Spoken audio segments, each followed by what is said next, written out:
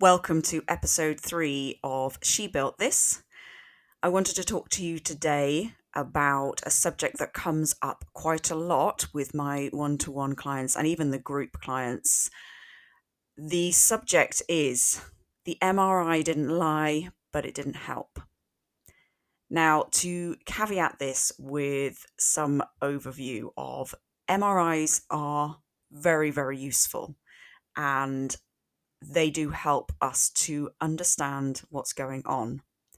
But the key question I will come back to in just a minute is something that really should be in the forefront of your mind when you're having an MRI done. Now, I want to start by talking around pain and trying to help you to understand what pain is and why it's so important. I will say that there are lots of theories around the latest pain education, and the research that goes on is ongoing, and we don't know is the short answer. But what we do know is that it is a long way away from what we thought it was, and how we dealt with it before should not be how we deal with it going forwards. My training and learning is in bulk done under an incredible teacher called Lorimer Moseley, and I accept that his thoughts around it are one school of thought, and there are other schools of thought, and there are other parts to bring in, and I will attempt to bring in other thoughts as well. I think it is important to understand that rather than it being an indicator of tissue damage, that it is actually an experience that we are being provided by our central nervous system. It's an important experience and necessary. We do not want to be pain-free. We want to have a system in place that keeps us safe. And that is important. What happens sometimes is that safety mechanism gets overrode, gets overstimulated, apart from anything else, quite often.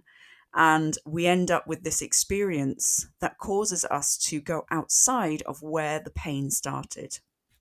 So the question I always ask people when they say to me, should I get an MRI, is to what end? What are you looking for as in terms of information from that MRI? Are we looking at it because we have come to the end of all the other things that we would do anyway, and we're at a loss as to what is going on? Or are we looking at it to give us answers so that we can then produce a plan going forwards? Quite often I find that people they need to know what's going on in the inside of their body so that they can do the thing that's going to be helping them get over it. And sometimes the answer to that question doesn't actually change the answer that you're going to need to do. So the answer to what is wrong with me doesn't change to the answer to what do I need to do to get over this. Because chances are it will be the same answer, that your plan going forwards will still be the plan that it was going to be. The MRI can, in fact, make your awareness worse. So it can make you feel like you have less control. It can make you feel like there is perhaps more going on and then you need to worry more. And occasionally it can actually make you feel like, okay, if it wasn't that, what is it? Because I thought the MRI was going to give me answers. It didn't give me answers. And now I feel in a place where I'm even more confused. So in no way am I saying, don't get the MRI. I'm just saying, what are you using it for? And what will be the outcome from that? So sometimes it's worth considering that there are lots of reasons why pain exists. And some of those reasons are physiological, and some of them are emotional, and some are circumstantial, environmental. There are so many aspects that come together to create the experience of pain. Lorimer Moseley's idea is that pain is a protector. So we have this phrase, pain is a protector, not a detector. So it is protecting you from further damage as opposed to detecting damage that has already occurred. Now, this narrative leans quite nicely into how pain can work, but it isn't the only way. But I do find it a useful thing to teach people so that they can start to get their head round how pain exists as a. So one of the things I use for people is to think of it a bit like an optical illusion. So to think of, okay, if you're looking at an optical illusion, you can logically know that the optical illusion is there and still experience the optical illusion. So you can look at something, see that, oh, okay, I see, it's supposed to be tricking me into thinking it's that. Then you do the same, you put it back together and you go, okay, no, I still see it as an optical illusion. It's still. So this is to explain that we don't get rid of pain by understanding it, but we can start to unpick it and have a sense of control over it once you understand that it is way more complicated than I have hurt myself, there is something broken in my body, that's why I'm feeling pain. In the first instance, pain is there to protect you. So if you fell and broke your ankle, pain is there to stop you moving it too much whilst the healing occurs. So it's very, very important. You need to have pain. You need to have that stimulus that says, if you move this too much, you will cause the body to damage and it will not be able to heal. And that's great. And you'll notice that over a period of time, that pain diminishes and you are able to move it more. And quite often you get to a stage where you can move it a certain amount, but any more than that, and it really, really hurts. And it's that nudging of that barrier once you get past there's a magic sort of 12-week period, which I'm not sure whether it's kind of banded around, but everybody's so different. It's around 12 weeks. Most things will have healed. The bones heal within around 6 weeks. Ligaments and tendons take a little bit longer. You're looking at sort of 10 to 12 weeks for those. But once you get there, once you have that healing done within the body, quite a lot of people still have pain. How many people do you know who have pain in their knees 10, 15 years later? Now, arthritis, things like that sit around, and fibromyalgia, all of these things are experiences. And I'm sure everybody's kind of going, are you kidding me? I'm experiencing pain in my knee right now. And you are experiencing pain. But why is it in your knee? We know that arthritis, for example, is a full body inflammatory disorder. The reason you feel it in your knees is quite often because that is somewhere that you have experienced pain before. It goes to its weakest link, effectively. We know that those sorts of inflammatory diseases do cause a lot of discomfort. Inflammation makes everything feel worse. So you can be under the weather and your back is hurting more. So we know that these things exist. So how do we get over them, and how do we try to unpick them a little bit? Well, first, we can do whatever we can to bring inflammation down, because as I say, inflammation makes everything feel worse. So is there anything, if you're feeling pain, is there any area of your life that you could reduce inflammation? And when we look at that, we can look at things like diet, exercise, stress, the normal things, the dull, boring things that we continually have to address and look at.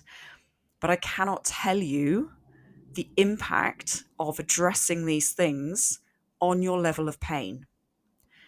I have had numerous clients who have come to me with psoriatic arthritis, fibromyalgia, ongoing back pain, ongoing knee pain, where we have addressed stress, diet, and exercise, and their pain has dramatically reduced.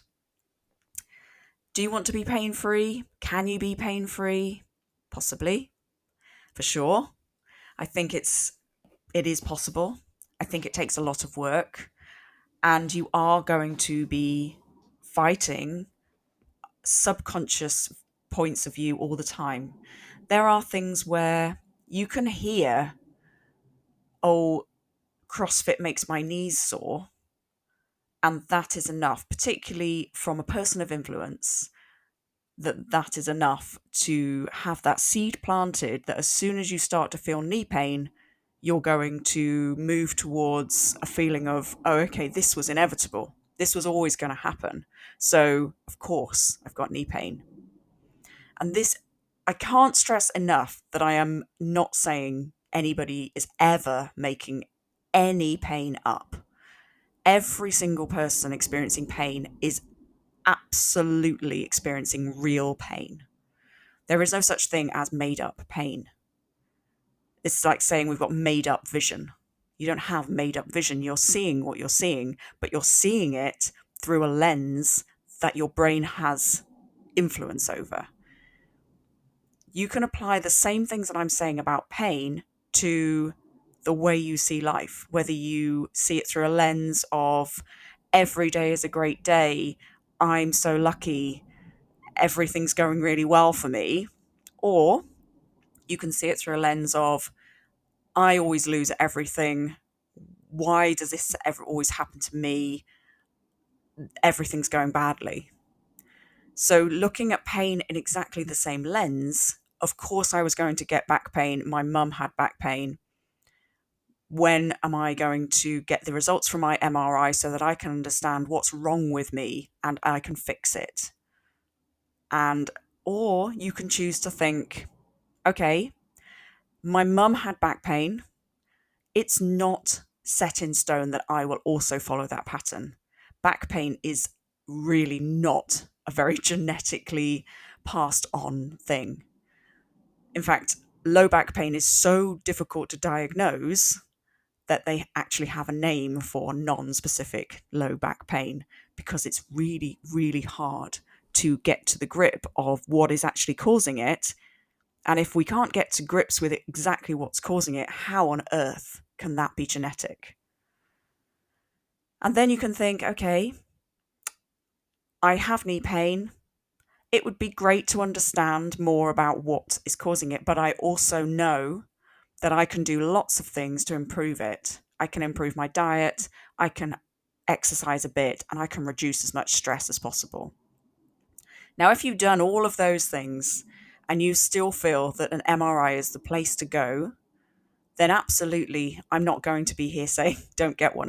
And the thing is, MRIs are fabulous and we would be nowhere without them, right? They are useful. I just want you to have a think about to what end.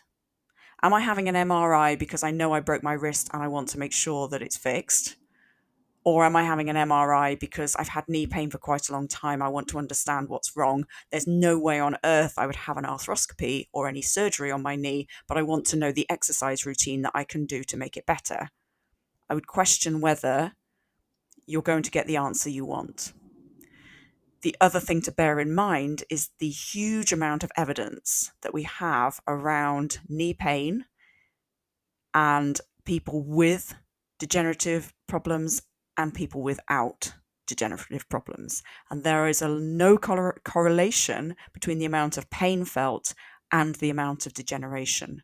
I will look up the research and pop it in the show notes for you so that you can see that this evidence exists wholeheartedly and actually this is my point, is that you can see on an imaging scan, I've got problems in my knee, but have no pain.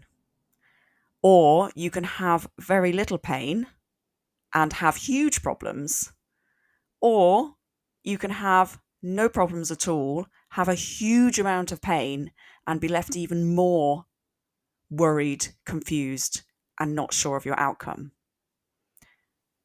So that's my point, is to take a moment to think, to what end? What am I looking to achieve out of the back of this MRI scan? And will I get what I want out of it?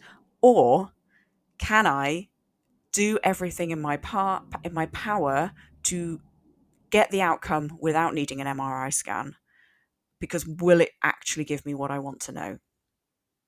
And that is a discussion to have with your physio, your doctor as well. But I want to give you the information that there is other things at play. And I don't think that it's always what people's first thought is. So have some thoughts around that. Let me know what you think. Have you ever had a scan, been really, really confused, not known what to do? Have you had a scan, not had the information that you wanted out of it, and still felt like, well, are you saying I'm lying? And this is the work that I do with people, is we work through, okay, this is the information we have. Let's work with that. Let's look at what we can do with where you are now and what we're dealing with. And let's take our next step forward.